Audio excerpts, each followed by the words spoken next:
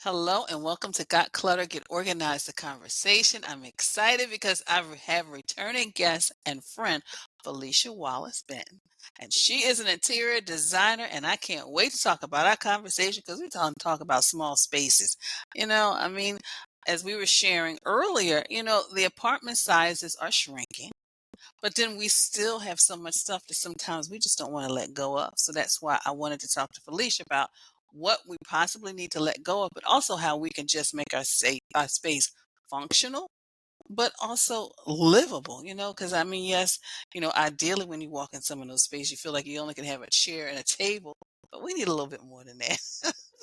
So Felicia, thank you so much for joining us. Thank you for having me again, Janet. It's always a pleasure to be on your show.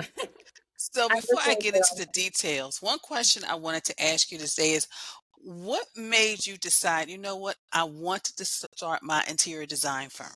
What was that moment where you said, what, I'm going to do it?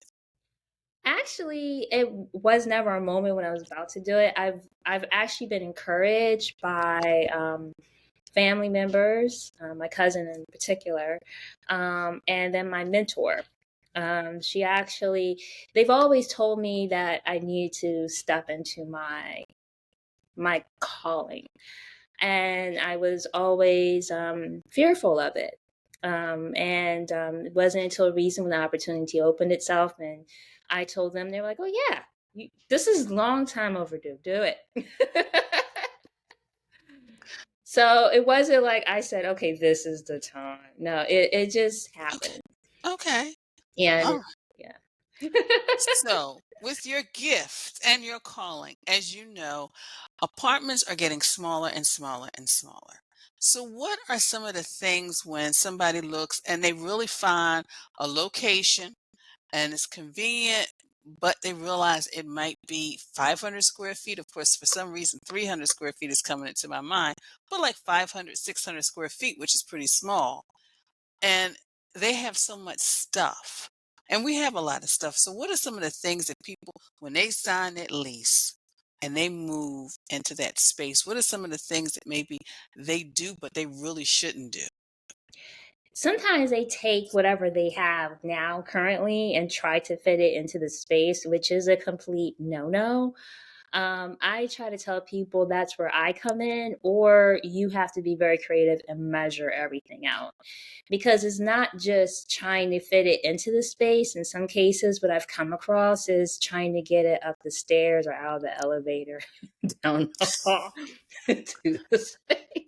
It's like you have to take all that consideration when you're living in an apartment. Um, I kind of equate it to living in a dorm because you have to make sure that it fits all the way into the space. It's the same thing with an apartment. But with an apartment, it's kind of yours. So you can be more creative than you can in a dorm situation, but you still have to make sure, again, everything fits. And as a designer, that's where I come in handy because I normally do floor plans to help people know what they can take and what they should not take. And when you said that, I thought, because a lot of times those of us who are apartment dwellers, we get the bookshelves. So we can have, floor to ceiling space. But then when we move and we realize, well, that piece is heavy.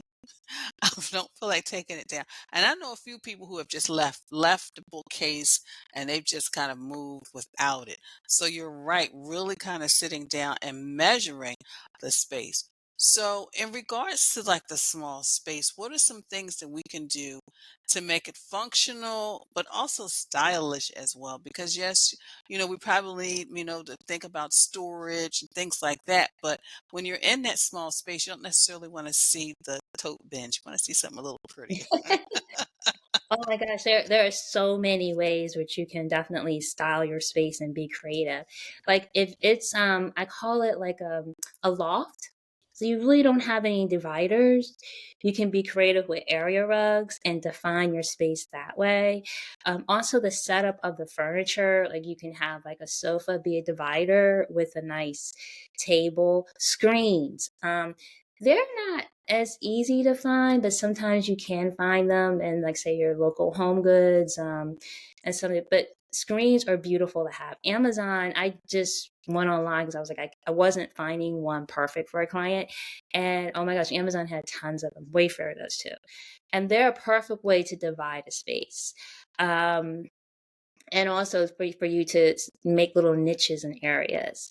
The structure of the apartment, sometimes it might be an older building that they rehab, so you might have little niches, and you can be creative with those too. Um, I also tell people to live on their walls. Mm. It's kind of weird, but you have to build on your walls, and that's where you get most of your storage.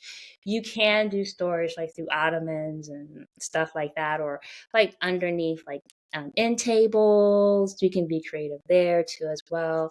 But mainly for your walls, that's where you can be creative. And as a designer, we can help you to not just get those bins, but you can find different ways to be creative. Mm. And as you were talking, one of the things in living in a small space now is a lot of people, they have to make that space for an office or workspace because so many people are working from home. So how do you suggest they do that? Do they take up space in the bedroom or maybe, in the living room area? Because I know some people who kind of do both ways. I think it's whatever works for them. Okay. Most people are like ADD challenged, so maybe the bedroom's not the best part because that's where you should be having your downtime to relax, to sleep. So I really don't kind of suggest that unless you are able to focus. Because I work in my bedroom too sometimes, but that doesn't affect me when it's time to go to sleep. So that's something people have to keep in mind. And if that's the case, then that's when I recommend another area of the house.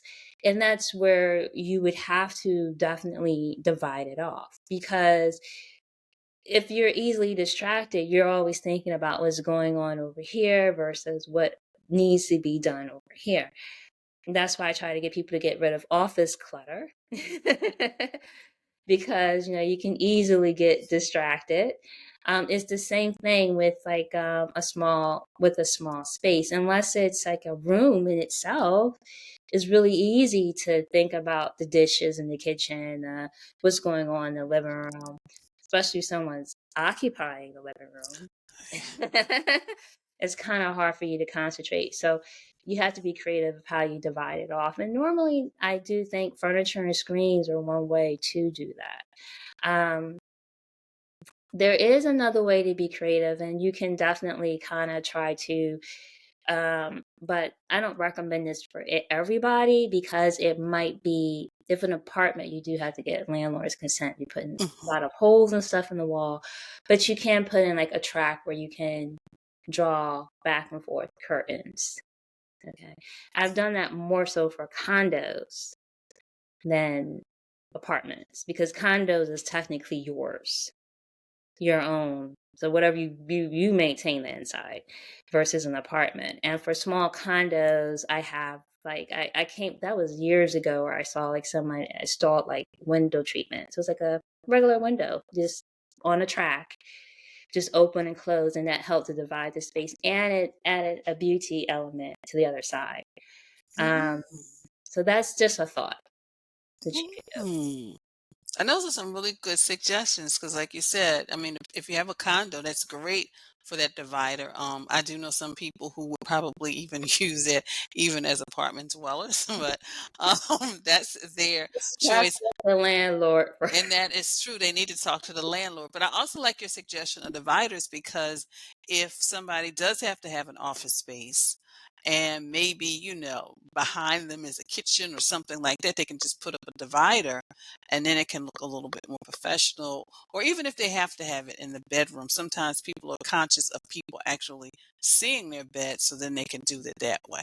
yeah. But I like those suggestions as well because like I discussed, the apartments are getting smaller and smaller and smaller. So, we have to come up with creative ways to just, have a space that's organized but also beautiful as well. Yes. So, Felicia, I ask this question to I was going to say all my clients, all my guests. I'm getting confused here. Is that, how do you stay organized? Is it a habit, a routine? Is it the way you plan your day, your week? Well, I'm definitely when it comes to calendars, I'm a paper calendar person. I think I started off that way. I do sometimes utilize my phone when it's on the minute on the spot, but I definitely write it down. So if it's not written down, it's lost. I understand. But I understand. I have a system. Everything has its home. If it's not in its home, I start to panic and get antsy. It's like, oh my God, where did I put it? So I try to get into the habit of putting everything in its home, from keys to just little like necklaces, because you never know when you're looking for it. If it's not in its home, you spend extra amount of time looking for Mhm. something that you Mhm. didn't have to if it wasn't in your home. Mhm. I'll give you a perfect example.